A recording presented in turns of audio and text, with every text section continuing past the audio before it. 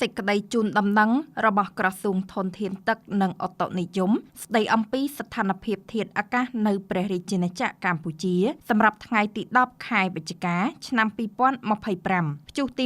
26ឈ្មោះហ្វក់វងទី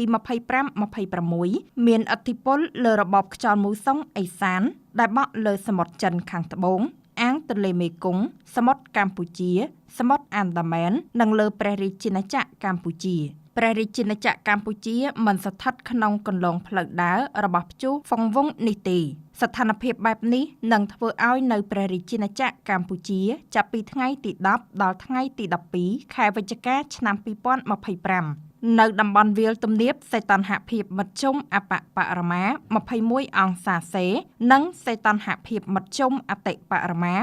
29អង្សាសេខ្យល់បក់មកពីទិសឦសាននិងទិសបូព៌ាមានល្បឿនមធ្យម4ម៉ែត្រក្នុង1វិនាទីមានខេត្តបន្ទាយមានជ័យបាត់ដំបងពោធិ៍សាត់កំពង់ឆ្នាំងសៀមរាបកំពង់ធំកំពង់ចាមត្បូងឃ្មុំព្រៃវែងកណ្ដាលតាកែវស្វាយរៀងនិងភ្នំពេញអាចមានភ្លៀងធ្លាក់ជាមួយផ្គររន្ទះនិងខ្យល់កន្ត្រាក់គ្របដណ្ដប់លើផ្ទៃដី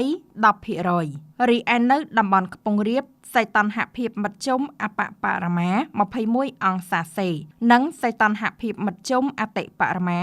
28អង្សាសេខ្យល់បក់មកពីទិសបូព៌ានិងទិសអាគ្នេយ៍មានល្បឿនមធ្យម4ម៉ែត្រក្នុង1វិនាទីមានខេត្តកំពង់ស្ពឺបៃលិនឧត្តរមានជ័យព្រះវិហារក្រចេះស្ទឹងត្រែងរតនគិរីមណ្ឌលគិរីជួរភ្នំដងរែកនិងតំបន់ជួរភ្នំក្រវាញអាចមានភ្លៀងធ្លាក់ជាមួយផ្គររន្ទះនិងខ្យល់កន្ត្រាក់គ្របដណ្ដប់លើផ្ទៃដី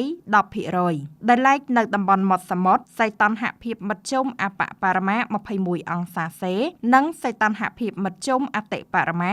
28អង្សាសេខ្យល់បក់មកពីទិសនិរតីនិងទិសអាគ្នេយ៍មានល្បឿនមធ្យម5ម៉ែត្រក្នុង1វិនាទីមានខេត្តកោះកុងព្រះសីហនុកំពតកែបនិងជួរភ្នំបូកគោអាចមានភ្លៀងធ្លាក់ជាមួយផ្គររន្ទះនិងខ្យល់កន្ត្រាក់គ្របដណ្ដប់លើផ្ទៃដី 15% រលកសមុទ្រមានកម្ពស់មធ្យមអបបរមាកន្លះម៉ែត្រនិងកម្ពស់មធ្យមអតិបរមា1ម៉ែត្រ75សង់ទីម៉ែត្រអាស្រ័យដូចបានជម្រាបជូនខាងលើសូមសាធារណជនទទួលជ្រាបជាព័ត៌មាន